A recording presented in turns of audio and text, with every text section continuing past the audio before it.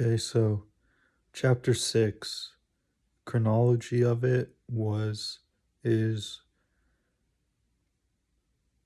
the beginning is Hausa having a flash memory. We're going into Hausa's memory again. Uh, of back to the conservatory. So in chapter 5, a new thing introduced to us. It was the conservatory. It's a institution organization for the conservation of knowledge of peoples, and so it's just a museum, just with anthropologists, archaeologists, lots of different scientists and stuff. And the uh and so Hausa was having a difficult time with the organization because I didn't write down the numbers, but many, to Hausa's perspective, reports were skipping uh, being logged and record and archived into the conservatory, and instead were being sent to the administratum.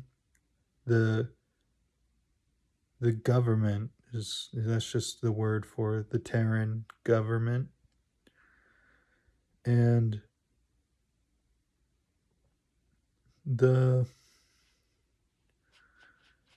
and Hausa had, in his perspective, that caused some philosophical differences between him and the organization, because he thought that this was his opinion was just that uh, the administratum was kind of becoming was a government seeking, to have a monopoly, exclusive control over information, and it wasn't meant to be a free use, a free market kind of use of information and stuff. And so Hausa left. He took a sabbatical, was his words. So, and I didn't catch it. I didn't hear a timeline, but I'm assuming that's what started his journey that led him to Fenris. And then, and then the next part of the chapter is just more scenes of combat with the quietude, and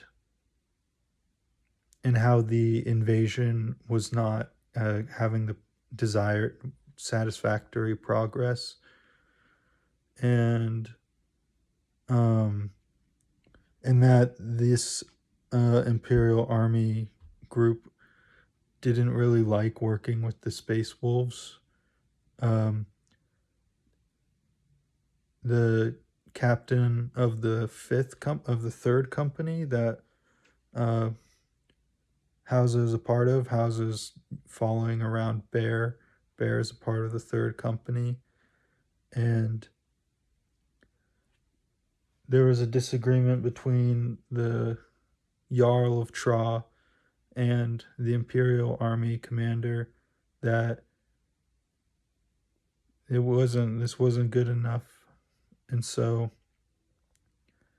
the Imperial Army gets leaves the invasion, or returns to orbit. They're going to be space side, while the Space Wolves finish the invasion.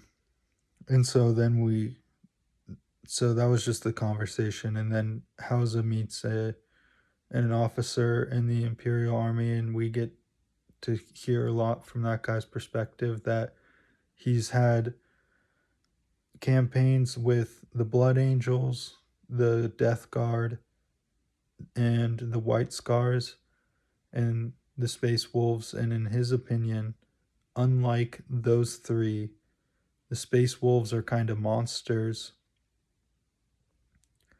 and he doesn't see, or he just doesn't agree with the emperor's choice of and designing for their design, and it kind of makes him hopeless. He thinks, well, the future, if the emperor knows of that necessitates that design, well, that's a pretty hopeless future for his perspective. And then later, that they talk about that a little more, but then it's just the next paragraphs is just like later, Hausa and him are meeting up with some of his army, you know, army, brothers, and well, they're pretty upset about the space wolves kind of their taking their stance, and that they're having to return to orbit, and their losses that Hausa and that those group of army army men get in a fight, and Hausa's body, his engineered body reveals itself as like it's pretty incredible. He like breaks people's fingers and knuckles and elbows and arm and bones like really easily.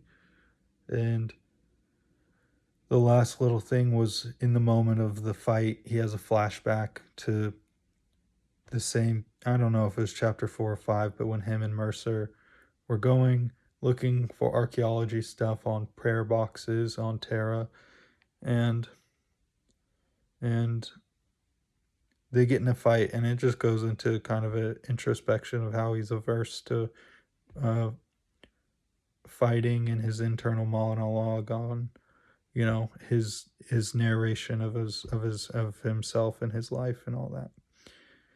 Uh, yeah.